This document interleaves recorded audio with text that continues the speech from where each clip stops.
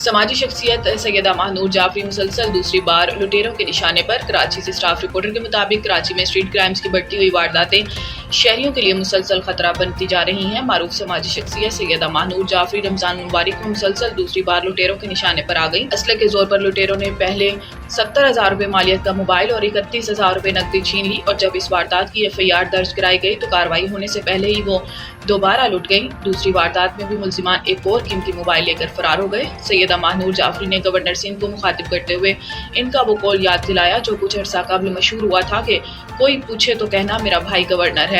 ताहम आज वही गवर्नर की बहन चंद दिनों में 2 मरतबा लुटेरों के हाथों अपनी कीमती अशिया से महरूम हो चुकी है और इंसाफ के लिए दरबदर की ठोकरें खा रही है। अस्सलाम वालेकुम, मैं इस कौम की बेटी, वतन की बेटी, सोशल वर्कर बेबी नूर, ये मेरी FIR है और इस टाइम मैं गवर्नर सिंध कामरान खान टिसौरी साहब से मुखातिब हूँ।